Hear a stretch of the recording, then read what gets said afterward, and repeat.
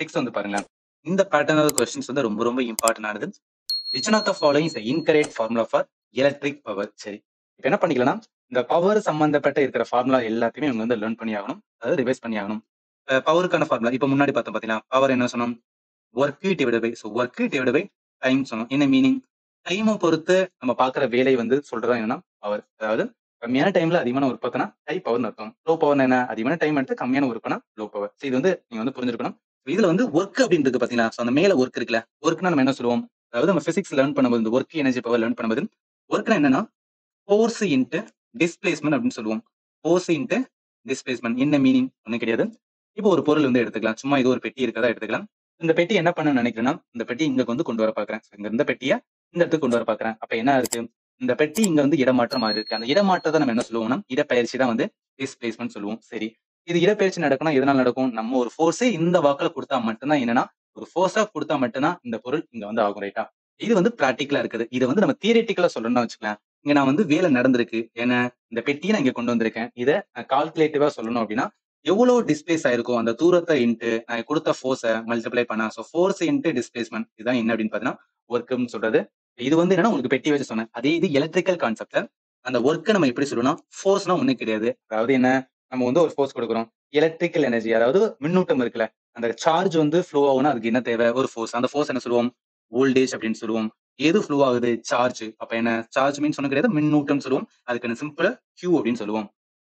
இப்ப இந்த டவுலியோ இருக்கு பாத்தீங்களா? இத கொண்டு போய் என்ன போட போறேன்னா, இந்த ஃபார்முலா அப்ளை பண்ண போறேன். அப்ப பவர் இருக்கட்டும், ஈக்குவலன்ட் ஒர்க் என்ன? வோல்டேஜ் இன்டு சார்ஜ்க்கான Q டிவைடட் பை டைம்னு வச்சுக்கலாம். இது வந்து அப்படியே இருக்கட்டும். இதுக்கப்புறம் என்னன்னா, நம்ம எலக்ட்ரிக் கரண்ட் மின்னோட்டம் அப்படின்னு லேர்ன் பண்ணுவோம். மின்னோட்டத்துக்கு எலக்ட்ரிக் கரண்ட்க்கான சிம்பிள் I வரும். ஈக்குவலன்ட் என்ன சொன்னா Q பை Tன்னு சொல்லுவோம். ஒண்ணும் கிடையாது. Q மீன்ஸ் வந்து சார்ஜ், மின்னூட்டம். எவ்வளவு நேரத்துல ஒரு கண்டக்டர் ஒரு கடத்தின் வழியே அந்த மின்னூட்டம் பாயுதோ அதான் நம்ம என்ன சொல்லுவோம் அப்படின்னா கரண்ட் அப்படின்னு சொல்லுவோம். Electric current. எதுக்காக அப்படின்னு சொல்றேன்னா, இத வச்சு இந்த ஃபார்முலா வச்சு நம்ம என்ன பண்ணலாம்னா, இந்த Q மட்டும் வச்சுக்கிட்டு சரி நான் Q மட்டும் வச்சுட்டு எனக்கு T இந்த சைடு வருமா? அப்ப I இன்டு T அப்படின்னு வரும். இப்ப என்ன பண்ண போறேன்னா, இந்த Q is equal to IT இருக்குல்ல, இத வந்து இதுல வந்து அப்ளை பண்ண போறேன். அப்ப என்ன? V into Q கூடது I into T வரும். கீழ வந்து T இருக்கு. அப்ப T இன் T அப்படின்னா ஃபைனலா என்ன?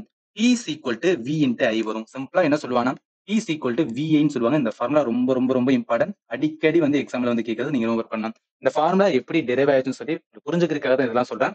சும்மா வந்து எல்லாத்தையும் நம்ம மனப்பாடம் பண்றதுக்காக பார்த்துட்டே வச்சுக்கலாம். ஒரு மாதிரி வந்து ஒரு நாள் 2 நாள் இருக்கும். பட் மறந்து போயிரும். பட் ஓரளவு வந்து அங்கங்க வந்து கான்செப்டா லேர்ன் பண்ணிட்டோம்னு வச்சுக்கலாம். நமக்கு மறக்காது. அதனால தான். இப்ப வந்து P is equal to VI இருக்கா? இந்த ஃபார்முலா தெரிஞ்சா போதும். இதுக்கப்புறம் வந்து இன்னும் 2 ஃபார்முலா இருக்கு. அத சிம்பிளா டிரைவ் பண்ணிடலாம். அது எப்படின்னா, இப்ப ஓம்ஸ் லா வந்து லேர்ன் பண்ணிருப்போம். சோ ஓம்ஸ் லா வந்து எலக்ட்ரிக் கரண்ட்ல வந்து லேர்ன் பண்ணுவோம். இந்த ஓம்ஸ் லா படி என்ன சொல்லுவாங்கன்னா, V is equal to IR அப்படின்னு சொல்லுவாங்க. நான் என்ன பண்ண போறேன்னா, இந்த V யோட இருக்கு பாத்தீங்களா? இத வந்து இந்த P is equal to VI ல சப்ஸ்டிட்யூட் பண்ண போறேன். அப்ப என்ன? P இருக்கட்டும். நான் V க்கு பதிலா IR ன்னு போடுவேன். I இன்டு R இன்டு இந்த I எப்படி வருமா? I. அப்ப என்ன சொல்லலாம்? I ஸ்கொயர்டு R அப்படின்னு சொல்லலாம். இது வந்து 2வது ஃபார்முலா. எதுக்காக இதையும் சொல்றேன் அப்படின்னா, இங்க பாருங்களேன். நம்மளுக்கு P is equal to VA or IV கரெக்ட்டா இருக்கு. அடுத்து I ஸ்கொயர்டு R இருக்கு. P is equal to I squared R இங்க இருக்கு. 2 ஃபார்முலா கரெக்ட்டா இருக்கு. அடுத்து என்ன பண்ண போறோம்னா, இந்த V is equal to IR ohms இருக்கு பாத்தீங்களா? இதுல நான் I ய மட்டும் வச்சுக்கிட்டேன்னு வச்சுக்கலேன். V பை R அப்படின்னு வரும். என்ன? நம்மளுக்கு P is equal to VI அப்படின்னு தெரியும்.